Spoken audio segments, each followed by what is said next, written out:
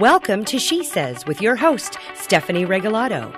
She Says guests share stories from their challenges to successes and, most importantly, the journey of womanhood woven alongside the collaboration of sisterhood. From self, love, friends and family, to hot topics, career, and world views, Stephanie and her guests discuss matters with utmost openness and honesty. So let's hear what she says. Here's Stephanie.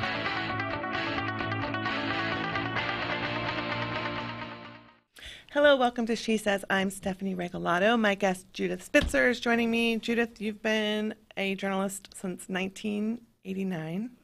A long time. A long time.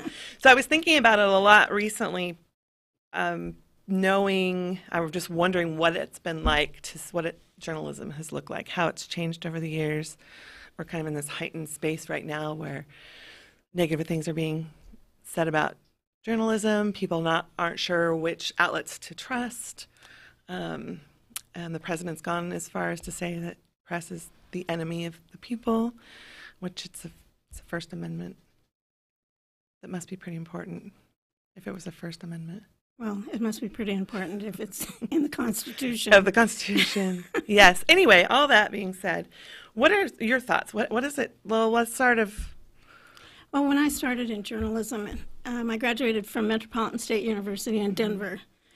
And I had two kids while I was going through school, so I took a little longer than some people. Mm-hmm. But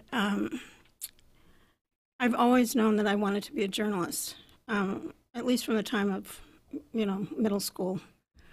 And one of the things that compels me to do what I do is, I think there's a tendency of all journalists when they first get into the field, they want to change the world. Yes. I wanted to bring out issues that nobody talked about, mm-hmm. quote unquote, women's issues. Yeah. So I've worked in numerous newsrooms, from the Denver Post to the Oregonian to a number of other smaller papers where I was editor. Mm-hmm. And one of the pivotal jobs that I had was the first job I had as editor of a women's magazine in Denver. And I did that job while I was still going to school. And one of the things that happened to me while I was going to school was we got a call one day at the newspaper that there'd been a shooting in the courthouse. And this was before there were laws about banning weapons from the courthouse. And it was one of the cases that pushed that through. Okay. An attorney for a woman who was in court, her perpetrator was a sheriff's officer, and he had, it was a domestic violence case. Mm-hmm. And the attorney for the woman had been shot in court by this sheriff's officer. In court. Oh, wow. I mean, it was just stunning. Mm-hmm. And this case helped, put those laws into place about not having weapons in the courtroom. Mm-hmm. But is that true even for law enforcement? If they're engaged in a case, if they're there doing their job, no, they can have weapons. Okay. But it's just, he was there. Mm-hmm. She was trying to get custody, and it was a divorce case. So that was just stunning to me that can happen. And so since then, I've looked into one of the stories that I've followed all my career is domestic violence, police officers and domestic violence. Mm-hmm. And there's many more cases than people even realize. Right. I remember when we first met many years ago. I can't even remember now. 6, 7 or more years ago. 2012. Yeah. Yes, but I remember that being domestic violence in particular was a passion of yours to cover and kind of be a voice of, and in particular in law enforcement, because those numbers are so far higher. And when I got into writing about domestic violence, there were no numbers. It's just like missing and murdered Indigenous women today. It reminded me of that when I did that last story, that the numbers didn't exist then. Nobody was counting how many women were killed from domestic violence. So in the interim, in those, 30 years, there's been tremendous good things happening for domestic violence. Yeah. In domestic violence. Right. It's amazing to think that those numbers weren't even tracked. But like you said, in the November issue of Spokane Quarterly and Living magazine, actually have it on your stack over there. Right. You wrote the article that you just referenced, Murdered and Missing Indigenous Women. Right. And it's a stunning piece. I watched a documentary not long before you wrote that article, and I just it's pretty. Documentary did you see? Because there's that was on the Canadian in Canada, because in Canada is where it started, I think, bubbling up more, and now the U.S. seems to be taking more. I just read this morning that Canada is actually doing a database of missing and murdered Indigenous women. And wow. that's what one of the laws passed in Washington State requires, that there's communication between the tribes and local law enforcement so that those numbers can start being generated. Right. Because they have no idea. It can be anywhere from 1,000 to 4,000 or well over that. Right. They're saying that are missing. I think the database and murdered. How are women going missing and murdered and not being? How is that not a thing? Because they're at such a low level of the society. I mean, being Native Americans is the one strike against them in our culture. And then if they're women besides that, they're just not, we don't support them, we don't value them, and so they just fall by the wayside. Nobody pays any attention. Oh, it's horrible. So that's a huge thing I'm hearing that you've witnessed throughout your career, that, I mean, you've been a voice from early on, but the voice, there's so much more coverage now. There is, absolutely. And exposure, and so it's pretty amazing. Except for the officer-involved domestic violence, that still gets brushed under the rug, mostly because most, I won't say most, but a lot of law enforcement officials, it doesn't even get to the point of media getting involved because those records are so secretive. Yeah. So lots of times it gets brushed under the rug and nobody even knows. You know, if somebody has a domestic violence case against them, then the media knows about it because it's out there as a legal document. Yeah. What is another case or a piece that you've covered through the last 30 years that stands out to you? A lot of the stories that I've done for you, because I have license to cover hot topics. So there's been many, many, many stories. One that I did recently for the Spokesman. I write for the Spokesman and the Business Journal as well. And I wrote a piece on Nabo. Yes. Yeah. So that was a fun one. You were able to interview Elizabeth Gilbert. I know, you're the lucky one. We all were jealous about that. I'm sure I could have gotten in there too if I wanted to, but who knows. I worked hard to get that interview, believe me, yes. And they kept me to the 10-minute mark. Oh, they did. 10 to 15 minutes, yeah. Yeah. She was phenomenal. She was very down to earth and very easy to talk to. Yeah. So that was a fun piece because you're highlighting all this incredible work that this organization is doing and women in business are doing locally and across the nation. But you also, in my magazine, Spokane Quarterly and Living, you covered college rapes. That's another one they're really having trouble understanding the true numbers. Right. Well, rape in general. You wrote the one about rape kits. That one still sticks into my mind, that there was the backlog of how many rape kits? Over 1,000 in Spokane. That was one of the things that really frustrated me when people were talking about during the whole Kavanaugh hearing, when people are saying, if you're raped, you need to go get a rape kit done. Right. Or you need to go to the hospital, you need to have a rape kit done. It's a very invasive process. Well, it's invasive, and then it's shelved for how long? In rural areas especially, there's not any nurses that are trained. I mean, you have to be specially trained to do this, to be empathetic, and to do all of the invasive procedures that are required for that. Not to mention, you're letting all these people know what happened to you. And as curious as it seems ironic even about things that have happened to me. Why do we feel guilty? women Right. feel guilty that they did something to cause the rape or the sexual assault. Yeah. And it's just mind-boggling. I've had experiences in my own life where I've worked years and years in therapy to get over, to get okay with things that have happened to me. And a couple of them have been sexual assaults. But Do you feel as the though that's guilt- affected your reporting at all? in So I terms know as a journalist you have to stay so balanced. balanced. So how do you stay balanced when you have these experiences and these passions that rise up in you and Well, emotions? people think that we just come out of nowhere to be a journalist. I went to journalism school, Yeah. and they teach you in journalism school how to bring out the other side, the other argument about what you're talking about. Yes, I have very strong feelings about sexual assault and rape and all those kinds of things that happen to women because it happened to me as well. But it also gives me an empathy Right. to talk to those women and for those women to open up to me and talk about what happened to them, even though they know it's going to be, published in a magazine. Yeah. So do you think that you then your bias is toward women and that may affect how you think about or treat the men who may be accused? Honestly, I've never covered a story where well, that's not true. I Yeah. did. I covered a story where I went to a men's group and listened to what they were doing and talking about men who were perpetrators of domestic violence. And it's kind of a strange place to be when you feel that strongly about something.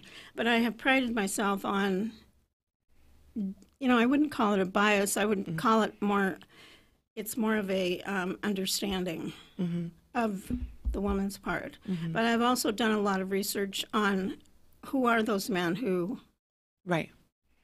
beat women or rape them. And I do have an understanding of maybe their upbringing, how they got to where they are, because that's usually what has happened to them. They're not just doing it in a vacuum, but it's Right. also our culture that lets them get away with it over and over and over again. Or just, they get their hands slapped and go Right. back to life as usual. Yeah, there's and we can talk about that for hours. The whole system that's super frustrating, particularly as women. Did you hear this? That the Women Helping Women Fund. This is a total side step, but the Women Helping Women Fund is having a male be their keynote speaker this year. Apparently, Really? Who is it? I don't remember who it is. I can look it up, but I think it sounds as though maybe he had been abused at some point, either his childhood or his life in some way. So they wanted to bring in a new perspective. That's great. Oh, you think that's I love great? that, Oh, yeah. I'm glad to hear. I didn't know how I felt about it. I didn't understand why Women Helping Women Fund would have a male as a keynote when it's women centered. That's just like I haven't had a male as a guest Yeah. because it's She Says, and I really want it. It's not She Says what I say. It's She Says what my guest says. Right. So you kind of have to be a she for Um, Yeah. So how do you feel about? Do you feel? no, I feel I feel protective about sticking with I think I females used to being feel keynotes. like that. And if it were any other venue, I might be opposed to it. But Women Helping Women has been so helpful to women in all of the grants that they have and all the money that they give to women's organizations. And I learned early on that if you don't have men on board with this, it's not until the men in the locker room or wherever in the police station Yeah. where they're alone with other men. It's not until we get that group of men talking about valuing women and supporting women that this is going to change. Oh, that's a And great so, point. I've always valued that. Women Helping Women also has a group of men that are attending the annual luncheon that I wrote a story about. Oh, okay. The good guys. Oh, they're the good guys. I know each of them, like the YWCA now has the guys they all wear purple boas.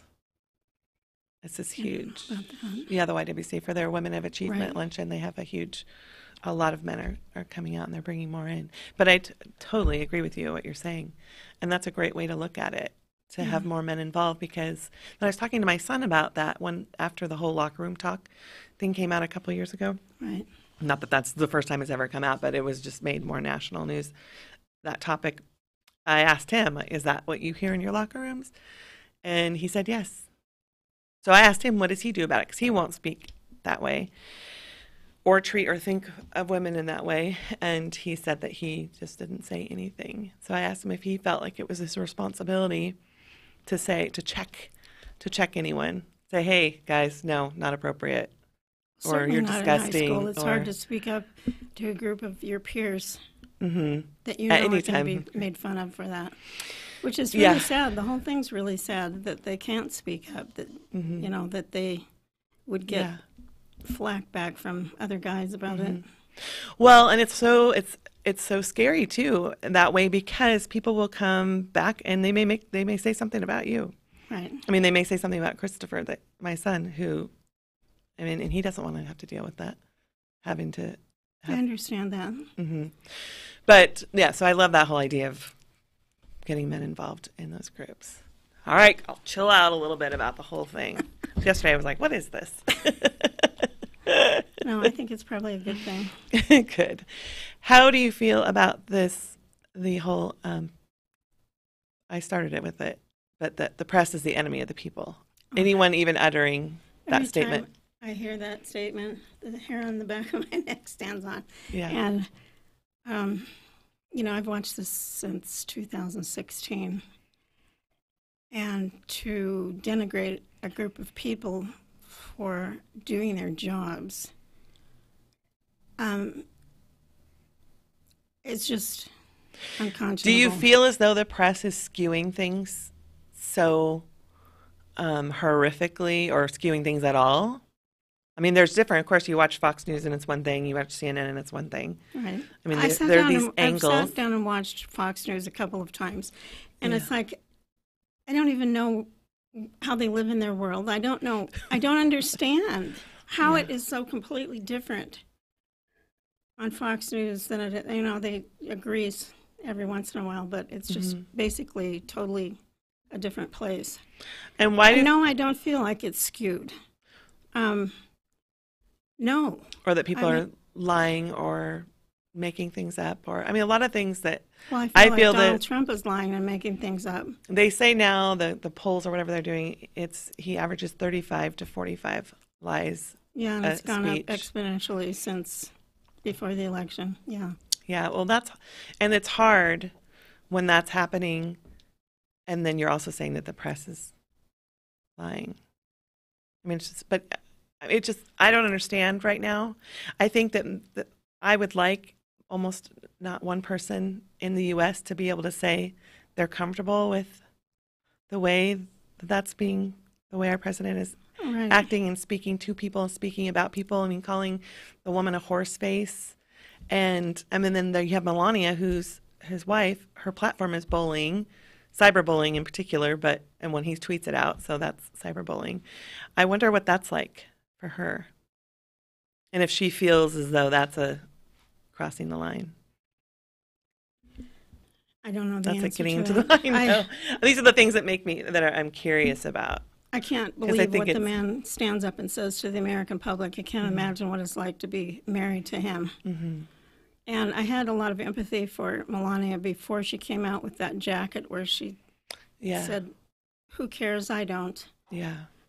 What? I meant to go back and watch the interview that they had with her about what that was all about. Well, she says all the right things because somebody feeds her the right things to say. But, you know, I don't want to attack her just because she's married to him. I've actually watched him give speeches where he stayed on the prompter, Right. and he does really well when he stays on the prompter. I wish that he could. I wish his people had more impression on him. I think to stay people off have just Twitter turned it off. I mean, I'm one of the last diehards that watch MSNBC and CNN and all of the news channels trying to figure out what is really going on. Yeah, that's the tricky part. Yeah, and people used to read more, so they knew, you know, different points of view and all that. And I think that that's helpful if you have that. Like I said, I watch Fox News, but that viewpoint is so skewed to me that I can hardly sit there and... Do you think it's skewed because you're more progressive, so I'm definitely progressive. But sometimes it's hard to be in the other person's shoes. Right. And if you're asking me if I can be in Donald Trump's shoes, no. I do appreciate there are times when Fox News has, like, they pulled off the racist ad that Donald Trump recently was the whole part of. And during the press conference yesterday, he was asked about that, if he regrets that or if that was a bad decision. They even point out Fox News even wouldn't run it, and he said, nope, no regrets. Well, the difference between what goes on at Fox News and what goes on at regular journalism sites is, and what Donald Trump is doing, I just feel like he's playing this game. I mean, he's continued on with his reality show life. That's what it felt like yesterday watching. It feels like that all the time when I watch him. It's embarrassing to know that we're on a world And this thing about the caravan, saying that these people are invading the country. The dregs of society, and they're planted there by Democrats. And I mean, it's crazy. But people watching this are probably really upset right now with this conversation because they believe it.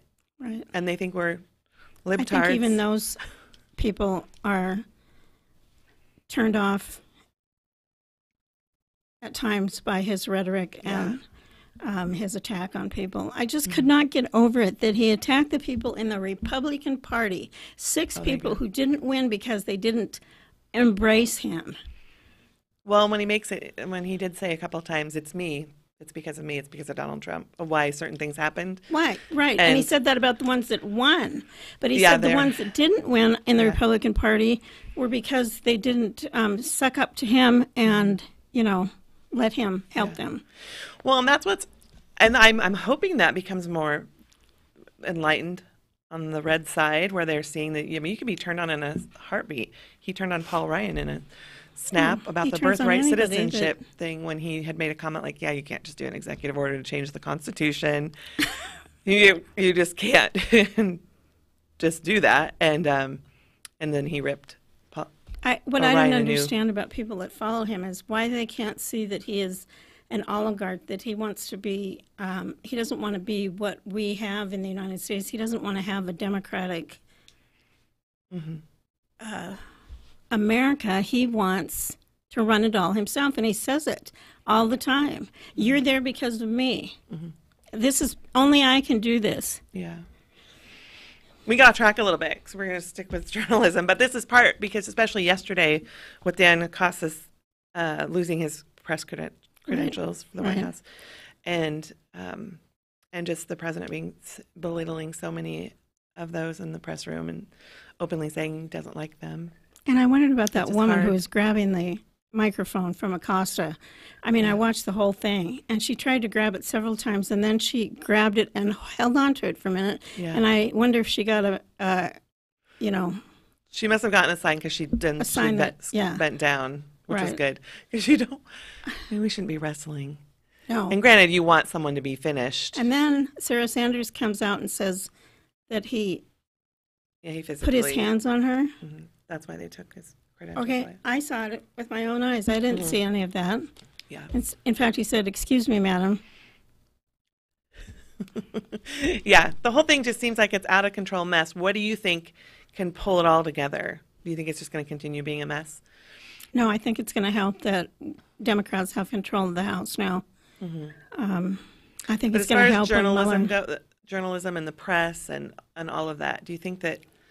I think that they shouldn't rely on the president to be the one that's going to correct how these go, because he is who he is. He's been this way for a long time. Right. I think as professionals in the journalism community that they're going to have to be the ones that kind of control those moments.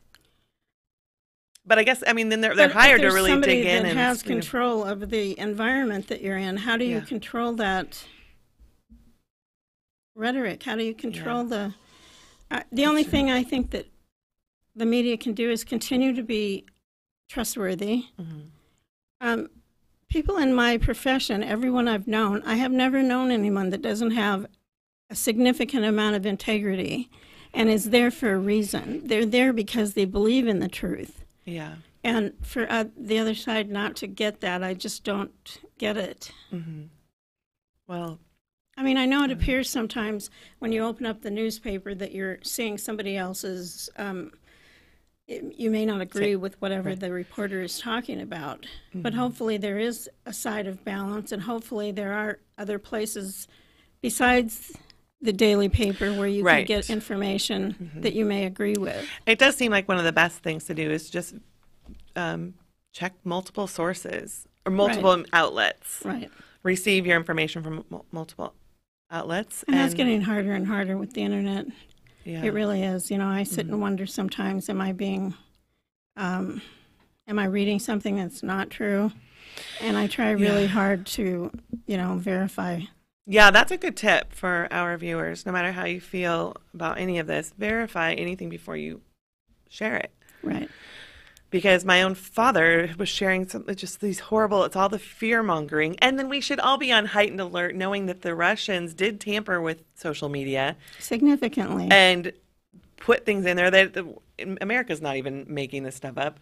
Russia did it to create discord within us. And we've really taken that soup and swallowed it whole. So we need to be more aware and take responsibility too of what we're ingesting. I have a lot of friends who, not in the media, and family members who are just going off Facebook because they don't want to deal with it anymore. Yeah. Well, I feel like we've gone on and on forever, and I've never been given the cue to take a break, so I'm not sure where I am in this. Producer? Vinny? You can take a break whenever. Okay. Are we on? I don't even know if we're really on. Okay, we're going to take a short break and be back for a quick wrap-up. Thanks. Welcome to Tom Sawyer Country Coffee. Tom Sawyer Country Coffee only roasts the finest organic coffee for our signature blends. Enjoy a cup at our coffee shop and local businesses and organizations across the region.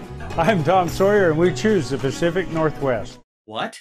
You haven't been to the library lately? Stop in today and see that the library is more than books. Spokane County Library District facilities feature on-site technology, including Wi-Fi, computers, and printers, as well as free use of meeting rooms. The Library District offers events and programs for all ages, from story times to career development and employer classes to Social Security workshops.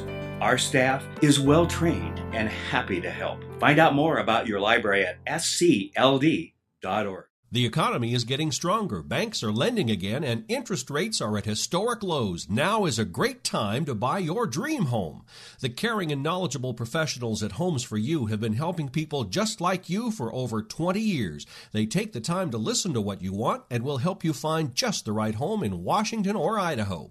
Real estate is what we do at Homes for You, 928-5782, or visit online at homes4uspokane.com.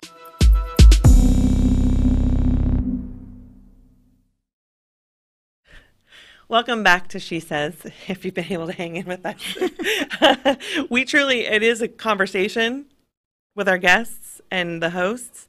And this truly was, if there were flies on the wall, because I think, totally lost the fact that there may be people watching and tuning in. But, and just carried on and on. I do want to celebrate the fact that more than 100 women won in the elections that we just had. There's more women in Congress now than ever.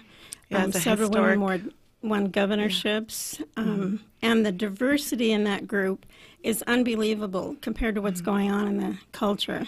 Absolutely. We had a Muslim woman. We had a Native American woman. The governor of Colorado is like the first openly gay governor. I can hardly wait. Crazy. I wish I could have seen the look on the face of the guy that sued the gay couple because he didn't want to bake their cake, and now he has a gay governor. Oh, that's in the same state? Yes. I haven't even Colorado. I didn't pay attention. Oh gosh. Interesting. Yeah, they're probably feeling like there's an invasion and they aren't able to stop it. Well, they have weed though. Well, they could just keep smoking. If it hurts too much, you either move to Canada or just smoke a lot of dope. No, it was amazing week for women. Absolutely. Truly. And I think that that's a great way for our country to go for everyone's benefit. And we need equal representation, definitely. Absolutely. I mean, I wouldn't want to be making decisions for men. I'd never want to be in a position where I'm making a decision for a man. Have you thought of it that way? No. Because we've had a lot of men in positions of power that are making decisions for women. And they make decisions for everybody. But Right. when I think about it in the reverse of that, I would not feel comfortable at all. Well, I'm such an egalitarian. I mean, I would like everybody to be equal. And I know that's there's equality is possibility, one but- thing. Yeah, equality is one thing, but also honoring and valuing the very different nature between Sure. females and males. Yeah, I've And written a things- lot about the C-suite and women in the C-suite and how do women get the power and how do they keep it and how their leadership skills are different than a man's. Not saying that men's leadership skills aren't valid, but women have a difference to bring to the table. Yeah. Well, and it's neat, just like in a home that values a mother and a father, Right. just that nuclear system, or that, and I don't mean this for against gay couples at all. That's not, but I'm just talking about for men in power Right. who also tend to fall in line with wanting a woman and a man as a family and seeing the value in that system. I would also think that they would see the value in women also representing and being part of things outside of the home. Right, I understand that. And, you know, So, but that's where there's a lot of little things and little dots that don't necessarily make sense. right. But I'm just saying a lot of men feel comfortable making those decisions. I know, which For is women. really odd, isn't it? But I think it's just always the You never way hear a it's man been. say, I don't want to make a decision for a woman. No. There's a lot of amazing men embracing more and more women and valuing them in the workplace as well. Absolutely. Just because that mix, it's the two styles of leadership mixed together, I think is where the brilliance really comes out. Yeah. Not one or the other, but it's the togetherness Exactly. of it. So And that's what they've found. But Yes. it takes men who allow women to into the leadership fields and listen to them, actually listen to them. and then women to bring in continue rising up in their confidence of also showing up and feeling on equal ground, even if that's not necessarily the reality. But on that note, I think that we should wrap this up. Right? Thank you for having me. My pleasure. I'd love to have you on again. We should schedule you in every now and then to talk about very specific things you've covered in the magazine, because the hot topic is always a great space of things that you cover in our region that are pretty eye-opening, and we have a lot more ideas to come in that department. So I love writing that column. So yeah, thank you. Thank you for tuning in to She Says, and we will see you next time.